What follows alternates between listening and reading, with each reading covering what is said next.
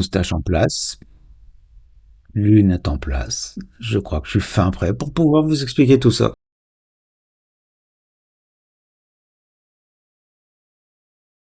Il serait impossible d'introduire les nombres complexes sans avoir une petite démarche historique.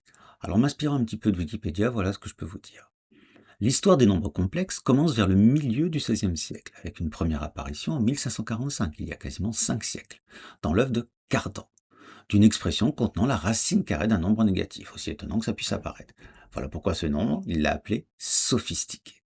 C'est Raphaël Bombelli qui met en place les règles de calcul sur ces quantités que l'on appelle alors impossibles, avant de leur donner le nom d'imaginaire. Vous voyez, je suis en train de regarder le livre qu'il a écrit. Et durant 3 siècles, ces nombres sont regardés avec méfiance, n'en étant pas vraiment, mais permettant des raccourcis intéressants, tant en algèbre que dans la toute nouvelle branche du calcul infinitésimal. Alors, durant la première moitié du XIXe siècle, se succèdent alors des tentatives de légitimation des nombres complexes, comme représentation du plan, ensemble de polynômes ou structure algébrique, définie sur des courbes de réel. Cependant, leur utilité dans tous les domaines de l'algèbre, comme vous pouvez voir en haut à gauche, et de l'analyse, et l'utilisation qu'en font les physiciens, autant en optique que dans le domaine de l'électricité, en avaient déjà fait des outils essentiels des sciences mathématiques et physiques. Les nombres complexes sont donc nés de la confrontation avec des opérations impossibles, comme la racine carrée d'un nombre négatif. Donc pour bien comprendre ceci, on va faire une petite démarche historique sur les différents ensembles tels qu'ils ont été inventés. Donc le premier ensemble de nombres, c'est tout simplement les entiers naturels, ceux avec lesquels on compte. C'est facile, c'est tout à fait naturel. L'existence de zéro, ensuite, a été un vrai problème, c'est pas venu du jour au lendemain. Ensuite, s'est posé la question de la résolution de certaines équations, par exemple l'équation x plus 7 égale 3. Et vous voyez que pour résoudre cette équation, il nous manque encore un ensemble. C'est là qu'on a inventé l'ensemble Z qui contient tous les entiers positifs, négatifs et 0. Ensuite, intéressons-nous à l'équation 3x égale 11. Et là encore, nous sommes confrontés à un problème. Donc nous sommes obligés d'inventer un nouvel ensemble, l'ensemble des nombres rationnels. On continue, x carré égale 2, x carré égale 2, donc là, à nouveau, nous sommes confrontés à la mise en place de deux autres solutions, racine de 2 moins racine de 2, et donc là, nous avons ce qu'on appelle les nombres irrationnels, et donc la mise en place de l'ensemble des réels constitués des rationnels et des irrationnels. Et pour terminer, voilà une nouvelle équation, x carré plus 1 égale 0. Et donc là, encore une fois, nous ne savons pas faire, il a fallu inventer encore un nouvel ensemble, c'est l'ensemble des nombres complexes, et introduire la notation i carré égale moins 1. Finalement, on constate que tous ces ensembles sont inclus les uns dans les autres, n inclus dans z inclus dans q inclus dans r inclus dans c. Donc la démarche naturelle consiste à chercher un ensemble toujours plus grand qui contient l'ensemble et qui vérifie les mêmes propriétés et qui puisse être représenté. Qui a dit que les complexes, c'est complexe? Dans cette première partie, nous allons déjà nous intéresser au point de vue algébrique des complexes.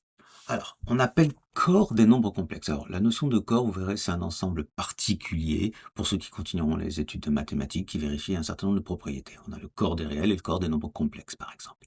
Alors, ce fameux corps des nombres complexes, on le note C, comme ceci, un ensemble contenant R, tel que il existe dans C un élément très particulier, le fameux I que vous entendez parler depuis très longtemps, qui vérifie I carré égale moins 1, tel que tout élément de C puisse s'écrire sous la forme A plus BI, où A et B sont tous les deux des réels, et tel que C est muni d'une addition, d'une multiplication, qui prolonge l'addition et la multiplication de R, et qui suivent exactement les mêmes règles de calcul. Alors un nombre complexe, on l'écrira très souvent Z.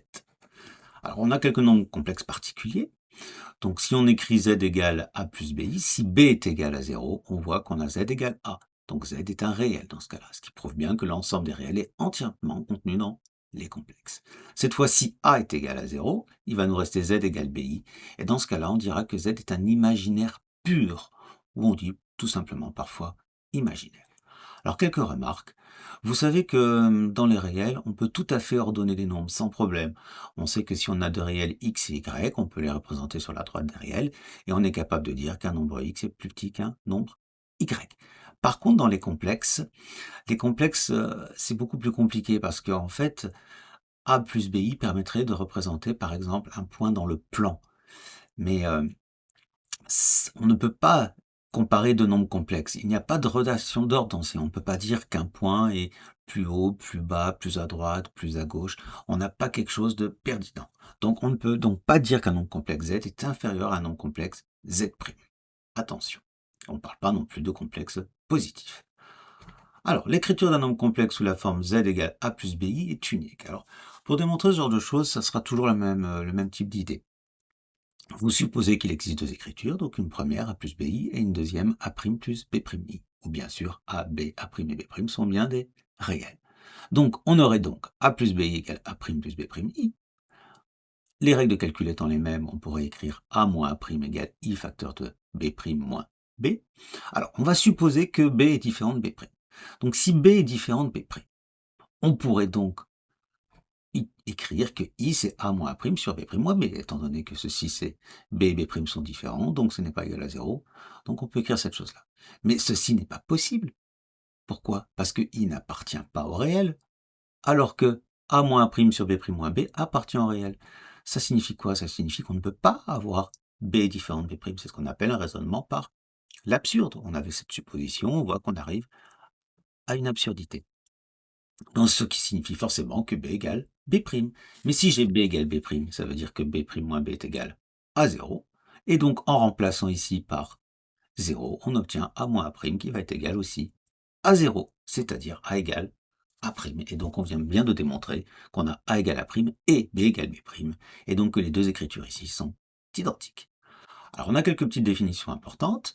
Donc, l'écriture z égale a plus bi est appelée forme algébrique du nombre complexe z. Vous allez voir par la suite aussi la forme trigonométrique et la forme exponentielle. Voilà la première forme qu'on voit apparaître. A, c'est ce qu'on appelle la partie réelle, et B, la partie imaginaire de z. On les note comme ceci. Alors, si vous avez des talents, vous pouvez faire un joli R comme ça, un joli I comme ceci. Moi-même, j'ai du mal. OK? Donc, la partie réelle de z est un nombre réel, et la partie imaginaire de z est aussi un nombre réel. Alors, deux complexes sont donc égaux si et seulement si ils ont la même partie réelle et la même partie imaginaire. Donc, a plus bi égale a' plus b'i si et seulement si a égale a' et b égale b'.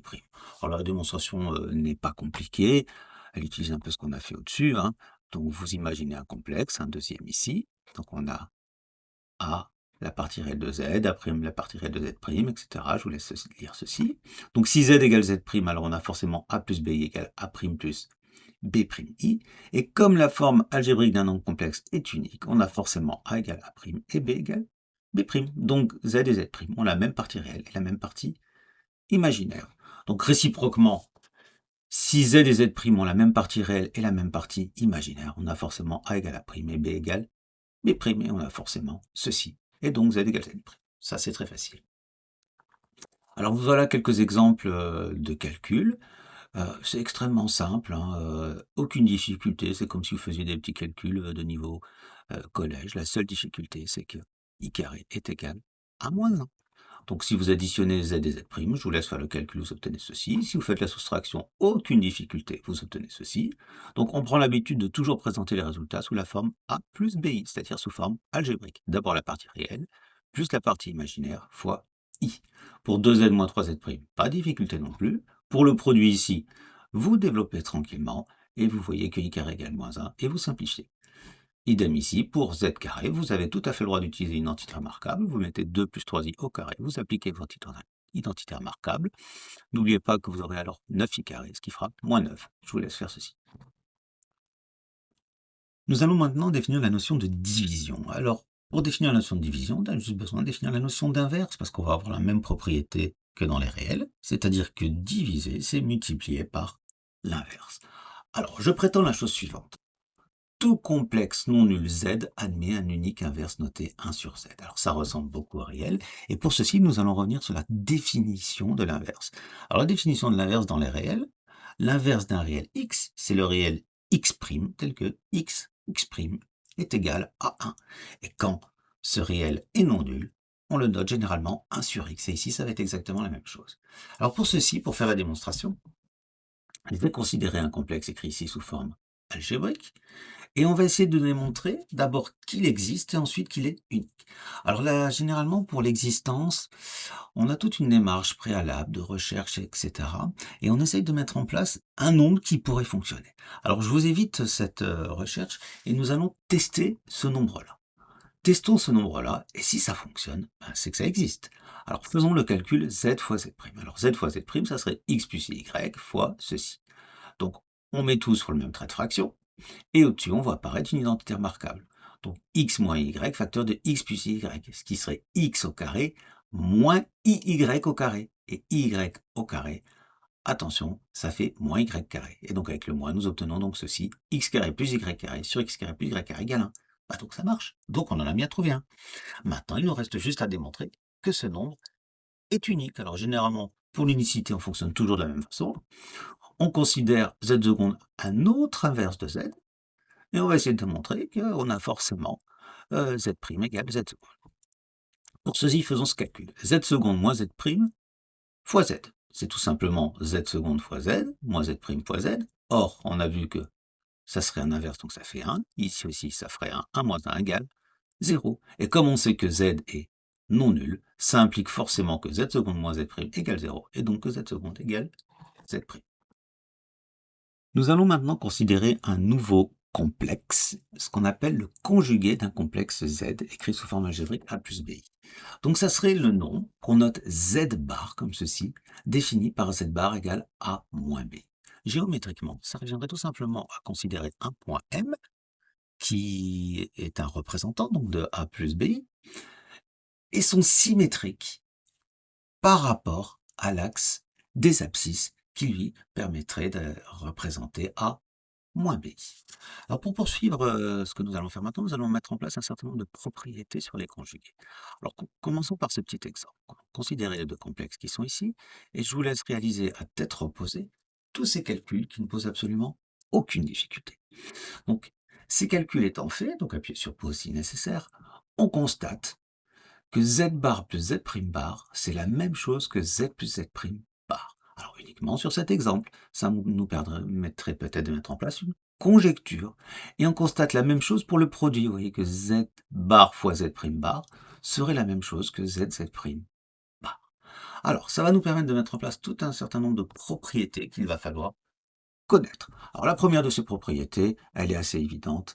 Le conjugué du conjugué, c'est z. Évidemment, si z bar c'est a moins bi, z bar bar c'est a plus bi.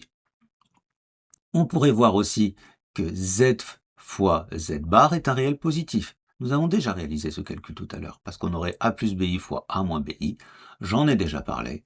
On aurait a carré moins bi au carré. Et attention ici, vous allez avoir un moins qui apparaît, d'où le résultat. On pourrait démontrer aussi que z plus z' bar, c'est ceci. Donc on l'a conjecturé au-dessus. Alors comment ça fonctionnerait? Vous voyez que z plus z', donc c'est a plus bi plus a' plus b'. I, nous allons présenter ceci sous forme algébrique, c'est-à-dire regrouper les parties réelles ensemble ici, plus i fois les parties imaginaires. Et comme ici, nous l'avons bien écrit sous forme algébrique, et que ceci, ce nombre-là et ce nombre-là, sont des réels, on obtient bien que le conjugué de tout ceci, eh bien, il suffira juste de mettre un moins ici. Et voilà. Et nous obtenons donc a moins bi plus a' moins b' i, c'est-à-dire z bar plus z' bar. Pour la soustraction, ça fonctionne exactement de la même façon. Donc nous mettons aussi en place cette propriété. Je vous laisse regarder tranquillement. On peut regarder pour le produit comment ça fonctionne, c'est pas beaucoup plus dur. Donc vous faites a plus bi fois a' plus b'i, vous réalisez le calcul, comme ici, je vous laisse regarder, et vous l'écrivez sous forme algébrique. L'écrivant sous forme algébrique, donc ceci est un réel et ceci est un réel, donc le conjugué de ce nombre-là, donc il suffira juste de mettre un moins ici. Et vous allez confronter ça maintenant au produit z bar fois z' bar, et on obtient a moins bi fois a' moins b'i. Je vous laisse faire le calcul, et on constate qu'on obtient bien exactement la même chose que ceci. On obtiendrait donc z' bar, d'où cette propriété. Alors, on pourrait mettre en place aussi cette propriété qui est ici. Alors, il suffit, c'est un raisonnement par récurrence extrêmement facile. Alors, il suffit juste d'utiliser la propriété qui est au-dessus. Et donc, nous montrons donc que si on a z bar à la puissance n, donc nous pouvons introduire le n sous la barre, et donc ça serait Zn barre, tout simplement. Pour le quotient 1 sur z prime, je vous laisse regarder tranquillement les calculs, je vous laisse le faire à tête reposée. Il y a un petit peu de travail, c'est pas beaucoup plus difficile. Appuyez sur pause et regardez ceci. Je vous laisse conclure aussi donc pour la division, mais pour la division, nous allons juste utiliser le fait que diviser, c'est multiplier par l'inverse et utiliser les propriétés qui ont été démontrées juste au-dessus. Alors, il existe encore un certain nombre de propriétés intéressantes. Il faut savoir que z plus z bar sur 2, ça sera toujours la partie réelle de z. Alors ça, c'est très facile, hein. Z a plus bi, z bar a moins bi. Les bi se suppriment et il reste partie réelle de z. Vous devez aussi connaître que z moins z bar sur 2i, ça sera la partie imaginaire, donc c'est pas beaucoup plus difficile. Donc vous voyez, cette fois, c'est les a qui se suppriment. On obtient 2bi sur 2i, les i se suppriment. Et il reste donc, et les 2 et 2 aussi se suppriment, il reste donc la partie imaginaire de z. Un autre résultat important, si on a z égale z bar, ça revient à dire tout simplement que a plus bi, c'est a moins bi. Vous voyez tout simplement que les a vont disparaître, il va rester 2bi égale 0, ce qui signifie forcément que b égale 0. Et b égale 0, c'est ce qui caractérise les imaginaires purs. Pardon, ce qui caractérise, excusez-moi l'erreur, ce qui caractérise les réels. Donc ça revient à dire que z appartient au réel. Si maintenant nous avons z égale moins z bar, donc vous aurez a plus bi égale moins a plus bi. Cette fois, c'est les bi qui vont disparaître et on arrivera au fait que la partie réelle est nulle et que nous avons ce qu'on appelle les imaginaires purs. Alors les imaginaires purs, on aime bien les noter comme ceci ici. I fois R. C'est assez explicite et on comprend ce que ça signifie. Voilà, alors on va très souvent utiliser cette formule ici, z bar qui appartient à R+. Donc ça sera très utile pour trouver les formes algébriques d'inverse et de quotient. Qu'est-ce que je veux dire par là? Regardez ici, si je cherche l'inverse de 1 moins i, 1 sur 1 moins i, et bien l'idée c'est de multiplier par le conjugué. Alors c'est quelque chose que vous avez déjà rencontré avec les racines carrées. Vous vous souvenez quand vous faisiez par exemple 2 sur racine de 5 moins 3, et que vous vouliez vous débarrasser de la racine de 5 au-dessus, en dessous, pardon. Donc dans ce cas-là, vous multipliez par ce qu'on appelle le conjugué. C'était d'où la méthode de l'expression conjuguée. Ça vient tout simplement de ce que vous voyez dans les complexes ici. Donc 1 plus i sur 1 moins i fois 1 plus i, donc ça nous permet de faire apparaître ici une identité remarquable, et surtout ça va faire disparaître les i, parce que i au carré va être un réel, et on obtient donc ce résultat qui est ici. Je vous montre le calcul ici aussi, donc là l'idée ça serait de multiplier par 2 plus i au-dessus et en dessous. Donc le calcul en dessous nous donnerait donc 4 moins i carré, c'est-à-dire 4 plus 1, c'est-à-dire 5. Au-dessus il suffit juste de développer, et voilà ce que nous obtenons. Pour terminer ce chapitre, je vais vous présenter une formule qui fonctionne dans les réels et qui fonctionne aussi dans les complexes. Et comme dans les complexes, nous avons exactement les mêmes propriétés calculatoires, nous allons la définir dans les complexes. Alors cette formule, c'est ce qu'on appelle le binôme de Newton. Alors le binôme de Newton, c'est tout simplement une extension des développements que vous connaissez. Vous connaissez a plus b au carré, a plus b au cube, on est capable de le déterminer facilement, même a plus b puissance 4. Ceci, ça va nous permettre de déterminer par exemple a plus b à la puissance 17, 18, 19 ou arriver sont des complexes. Alors le préalable pour bien comprendre cette formule, c'est de connaître les combinaisons. Ces nombres ici, k parmi n, qui sont vus dans le chapitre sur le dénombrement. On les appelle aussi les coefficients binomiaux. Alors je ne sais pas où vous en êtes dans vos cours en spé, voilà, mais bon, sans connaître ça, ça sera un petit peu compliqué. Alors, la formule dit que a plus b à la puissance n, c'est la somme de k égale 0 à n, des k parmi n fois a puissance k fois b puissance n moins k. Alors je vous montrerai comment les retrouver très facilement avec ce qu'on appelle le triangle de Pascal. Alors la démonstration, alors c'est une très jolie démonstration, un grand classique que vous trouverez dans le supérieur, c'est une récurrence où il va falloir être capable de travailler avec les sommes, de comprendre que dans une somme, donc on peut, si on a un nombre a qui factorise toute la somme, on peut le rentrer à l'intérieur, idem ici pour le nombre B, il faut savoir aussi qu'une somme, on peut la couper en deux. Il y a un certain nombre de choses à connaître. Alors, la démonstration ici est extrêmement détaillée. Je vous ai mis en rouge les petites étapes importantes. Alors, je peux comprendre que ça en effraie un certain nombre d'entre vous. Bien sûr, je donnerai jamais ce genre de choses en contrôle. Ça va de soi. Je pense qu'aucun de vos professeurs vous demanderait ça. En tout cas, ça serait un petit peu vache. Par contre, dans le supérieur, c'est un grand classique. Notamment si vous allez en prépa, on vous demandera ça, par exemple, à l'oral, en colle. Voilà, donc je vous laisse regarder ça tranquillement à tête reposée, appuyez sur pause, regardez tranquille. Alors, exemple, comment ça fonctionne? Eh ben, vous allez avoir que 1 plus i au cube, tout simplement, c'est la somme de k égale 0 à 3, des k parmi 3 fois 1 puissance k fois i puissance 3 moins k. Alors, donc ici, k va se balader de 0 jusqu'à 3, donc vous aurez 0 parmi 3, 1 parmi 3, 2 parmi 3, 3 parmi 3. Donc ceci, ça se retrouve très facilement avec le triangle de Pascal, tel nous le ferons en exercice. Sinon, c'est des formules à connaître. Il faut savoir que k parmi n, c'est tout simplement factoriel n sur factoriel k, factoriel n moins k. Donc 2 parmi 3, c'est factoriel 3 sur factoriel 2, factoriel 1. Donc tout ceci, vous le réétudierez. Voilà, c'est le premier chapitre d'une série de 5 chapitres sur les complexes. Alors, vous savez, hein, c'est toujours pareil, hein, un cours, ça s'apprend, un cours, ça se comprend, un cours, ça se relit. C'est une vidéo, donc vous avez toute occasion de revoir ça autant de fois que vous voulez. Allez, bon courage à tous.